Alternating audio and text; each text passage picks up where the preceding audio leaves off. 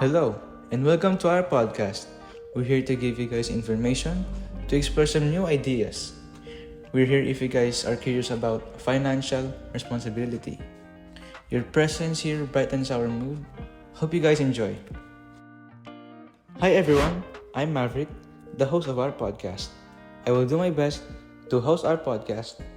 I hope you learn something, even just a little. Welcome, money savers. So let's get started. Our guests for today are. Mark? Aryan. Alil? So are you guys ready?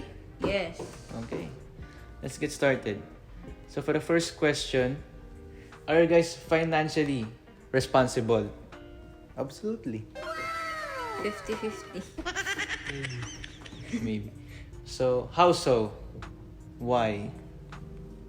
Sa iipon ng pera, pag-save ng mga pera, paggamit ng mga strategies na sinasabi sa Facebook, such as mga personal advices, pwede mo gamitin yun sa pagiging financially responsible. Okay. For you, Aryan. Katulad din kay Mark. Like, ililista ko lahat yung mga kailangan ko. Then, bago ako magtitira for myself. Okay. How about Kasi you? pag may gusto ako, binibili ko agad. Okay, Hindi ko okay. masasabi. What are your ways on being financially responsible? Sa pag-save ng pera, kahit may gusto ako, hindi ko bibilin agad hanggat hindi pa enough yung pera or hanggat hindi ko talaga kailangan yung gamit na yun. How about you, Aryan? Sa pag-iipon din and pagtatabi sa mga binibigay sa akin ng parents ko. Ikaw, Ako kasi Aryan. pag may binibigay sa akin na pera, iniipon ko, tapos binibili ko yung gusto ko. Okay, okay. For the next question, are you easily influenced to spend your money? If not, how? Sobra. Lalo na pag sinabi mix and match tayo. Tara na. Wala nang ano-ano. Kain agad. Andiyan na. Bomba na. Pag ginaya ako ng tropa ko, maggala. G agad. G agad. Yun. Easily influenced. Pag nagugutom ka tapos may pagkain, yun. Sunod-sunod, yun. Bili ka agad. Spend.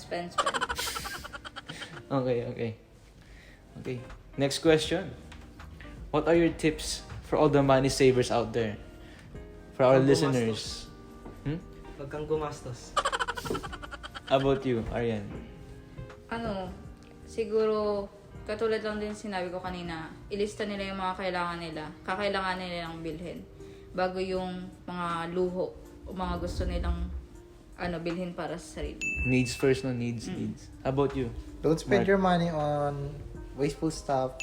Mas prefer mo dapat yung mga kailanganin mo, yung mga mas magagamit mo sa buhay at di naman kawalan na mag-ipon ka kung at di kailangan sumabay sa mga trends such as pagbili ng mga cellphone na related sa trends or paggastos sa mga ganito, ganyan, gala. Yung makakatulong sa'yo hanggang sa future, yun ang dapat ginagawa nila. Okay.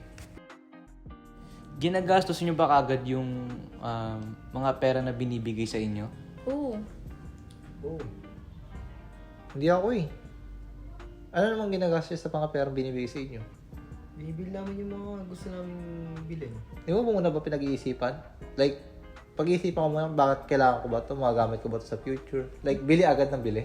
Pinag-iisip ko naman na bilhin, pero binibili ko agad kasi kinakasaya ko naman. Parang ayun yung kasiyahan ko. Pero tingin mo ba, relevant siya para sa future mo? Like, magiging masaya ka sa ngayon, pero magagamit mo ba siya sa future or makakatulong ba ito sa future mo? Like, kasi spend ka lang ng spend parang walda lang ng walda. O, puro lang pasaya. Walang kahit anong progress ng development sa pagiging responsable. Siguro. Paano siguro? Like, bigyan mo ng onting explanation, like, paano ito makakatulong sa'yo sa future? Hindi yung, walda lang, ganun. Or gastos. Hindi, kasi, ina-enjoy ko na yung pagiging teenager ko. Okay. Ikaw naman, Arya.